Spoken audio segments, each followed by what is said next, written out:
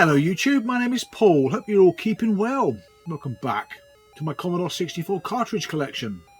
Not a gigantic collection because I'm trying to only go for the Commodore 64 GS branded cartridges, even though I do have a few cartridges that do work on the system, but there's no keyboard. It means you can't navigate the menu system and you haven't got a hope in hell playing the game. So yeah, there's games here from Domark, Microprose, even some Codemasters on a compilation, System 3, Ocean Software, and it's also a software house that is particularly difficult to collect for on the system, even though the games are branded GS, they just don't come up. And these are games by a company called Dynamic, who are based in Spain. Now I'm not sure if the games come across to the UK, you can only get them via mail order, I can't remember, but I know they're blinking hard to find. So yeah, I've seen After the War, that came up on eBay, listed for £10, that was a number of years ago now, and that got snapped up in a heartbeat. But I'm not sure if it's Astro Marine Corps or Narco Police is the one that I've seen more than the other, on loose cartridge only though, which is bizarre.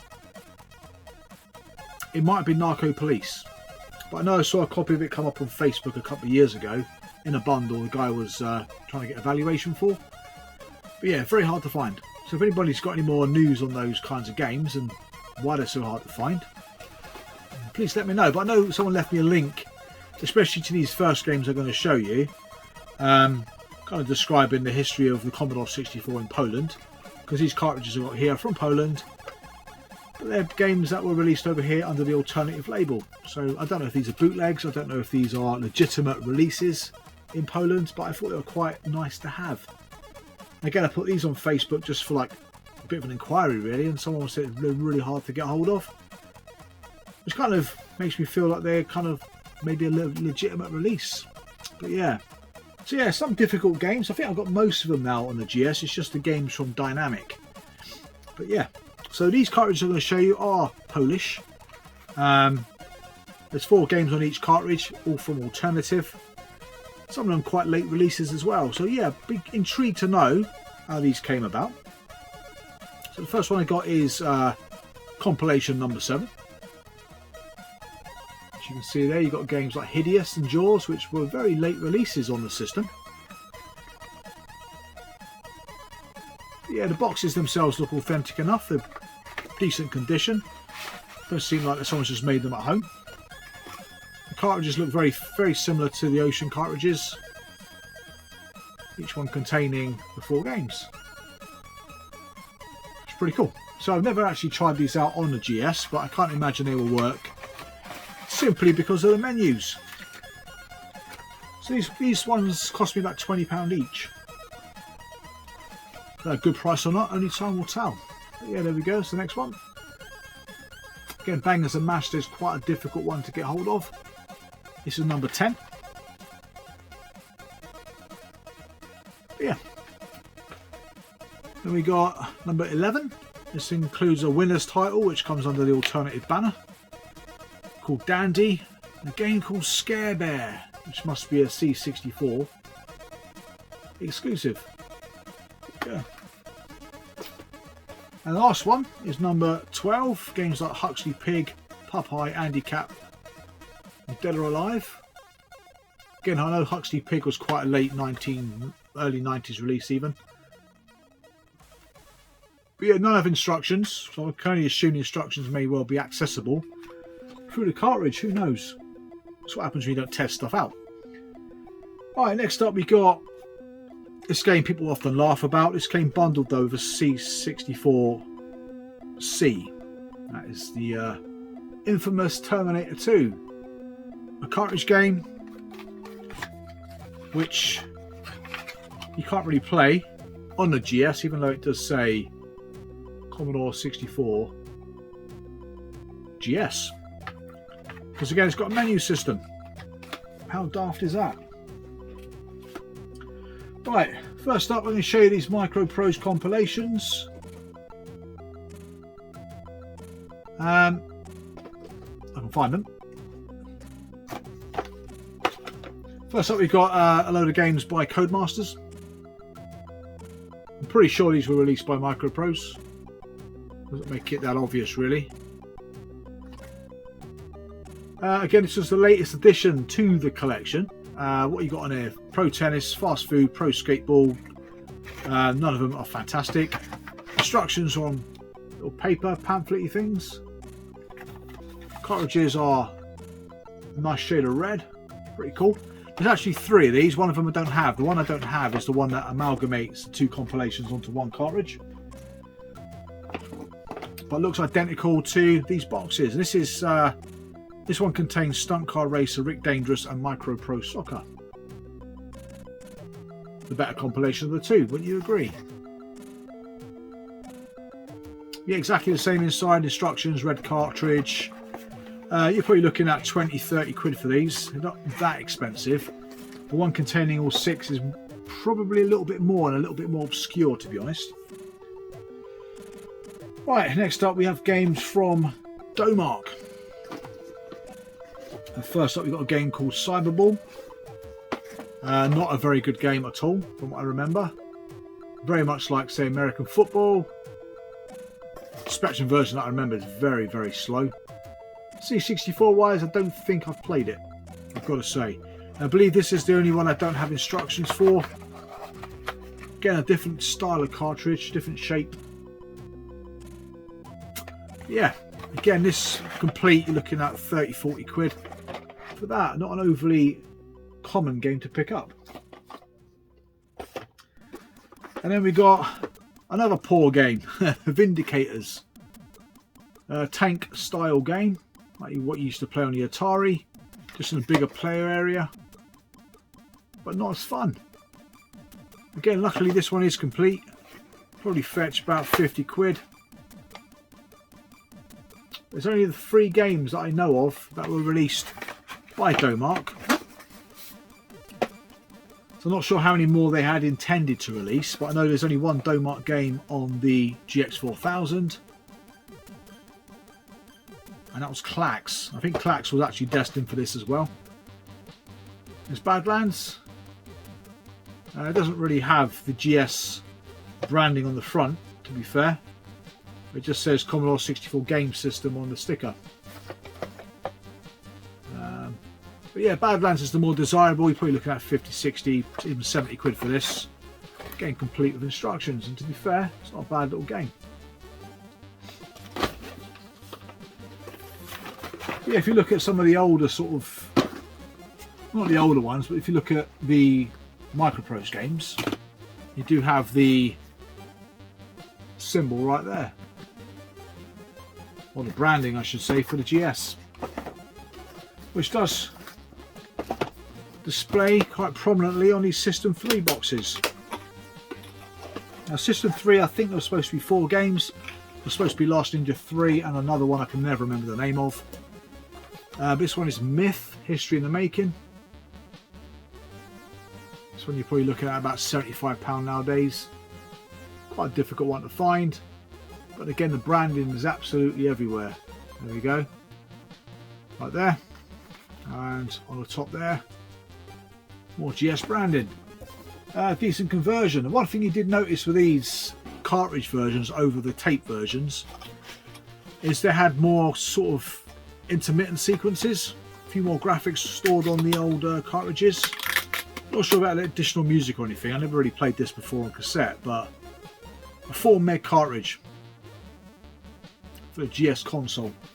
So yeah, and then the one that's probably the more difficult to find out of the 2 System 3 titles is going to be Ninja Remix. Unfortunately, mine isn't in the best of conditions. I think some of that is self-inflicted. But yeah, a very good game. Cracking music. Again, GS branding. This finger here, is it? Oh, that finger there. That's it. Wherever it is, it's down there anyway. That's the branding for it. So yeah. And that one again in nice condition could set you back about 150 quid. That's those. So we're going to move on to Ocean Software, who again, like the GX4000, was probably the most prominent publisher on the system. So first up, we've got a game that is quite common on this system, but brutally hard to find on the GX4000, and that's Chase HQ Special Criminal Investigation. Again, quite an easy one to find. Shouldn't cost you more than about 15-20 quid. Mind you, in this condition it'll be a bit more, because this is probably the best condition version I got of any game on the GS. Absolutely fantastic condition. Get the usual ocean baggie. Instructions would generally come out or come on a poster style leaflet, fair size. And of course you get the cartridge, which sometimes comes in these bubble wrap pouches, which are pretty cool. Yeah, not a bad little game on the Commodore 64. Just a shame the GX 4000 version is so bloody hard. Now, a lot of these games, especially by Ocean, didn't get a cassette or get a floppy disk release, which probably makes them that little bit more desirable to get, to be fair. I know Chase HQ only came out on cassette on the Sinclair Spectrum. Amstrad users probably never going to see it ever in their lives, I don't think. I can't open the bloody box. So that's Chase HQ 2. Then next up we have another game equally as common. Quite common to find on the GX 4000, but unfortunately the GS version isn't nowhere near as good. It's a different game. Yeah, I don't find it fun, to be honest. It's got a bloody hole up there somewhere. There we go. The one I had before I sold it, before buying this one, was absolutely fantastic condition. Why I sold it, I don't know. I won't open all the boxes up because internally they're all much the same. Again, Chase Robocop 2, about £20–25. It's not an expensive game. Then we've got Navy Seals, which again, sonically, brilliant music. In-game and intro music. The game itself, like its other peers, is brutally hard. Again, quite a common one that comes up quite regularly. Shouldn't cost you again much more than about 25 quid, to be fair. But again, you can only get it on cartridge on the C64. Next up is one of those games that's slightly different. You can buy this on floppy disk. In fact, I think I've got this on floppy disk on the Commodore, but I don't think I've ever seen it on cassette. And that's Battle Command. Very hard to find on the other 8-bit systems. In fact, I've never seen it yet on the Amstrad. I do need the Amstrad copy. I never really played this one, to be honest. Again, it shouldn't cost much more than about 25 quid. Right. Something a little bit more expensive, I suppose, and that's Shadow of the Beast. Again, not a lot more expensive. Don't see this one that often. It was released originally by Psygnosis. I think Gremlin brought it out, I believe, on the 8-bit systems, and then Ocean brought it out on this particular console. So again, it looks great, to be fair. Graphics do look really good, but it's not one I've played for any length of time. There's the next game. It's the only way you can play this game on any 8-bit home computer back in the day. This was on a C64 cartridge, and that's Toki. Again, one you didn't see on cassette or disc. Slightly more expensive, this one, probably looking at about 40 quid. Again, the usual baggy instructions. And cartridge, but I know it's coming out on the GX 4000. It's been remade, which is cool. It's nice to see the game finally make an appearance on that system, but it was destined to be on that console as well. Unfortunately, it didn't happen. And thinking about the games on the GS, yeah, Plotting was supposed to come out by Ocean. What else was there? Was penciled in? Hook. Now I've got Hook on cassette. The instruction booklet has on it Commodore 64 cartridge. Robocop 3. Slightly more complicated one to get. This one I used to see go for about 70 quid, but now it seems to have gone back down in price a bit. Probably looking at about 40 to 50 pounds, but again, in absolutely fantastic condition. A lot of these games were bought back in bundles, or bought in bundles, I should say. Next up's another desirable title, especially on the GX 4000, and that is Pang. Not as difficult to find on the C64. Again, probably looking at 50–60 quid for it. Again, lovely condition. But yeah, there are plenty of reminders on there that it's not just for the GS system, but it is also for the C64. So I guess the way they were branding it may have put people off buying it if they couldn't play it on the C64. This one's slightly more difficult again than Pang to find, and that is Batman the Movie. Again, I believe this did come out on cassette on the Commodore 64 and disc. I can't imagine this one selling very well, hence why it's a little bit more difficult to find. And again, you're probably looking at 50, 60, 70 quid for a copy of that. Whereas the final two are games that you see quite frequently, unfortunately, pirated. Especially on eBay, you see the cartridges for them, which is a shame really, but this particular game here, I haven't seen an original copy on eBay for probably, I don't know, 8 years, I would say. And that's Space Gun. Again, this one got a very limited release on the Amstrad. C64 on the other hand, it did come out on cassette and it did come out on floppy disk, which probably made this particular version not very desirable to buy, especially if it's 20 quid. And again, yeah, you see this quite frequently as a copy, which is a shame. It really is a shame. I think there was a bundle with a copy of that in.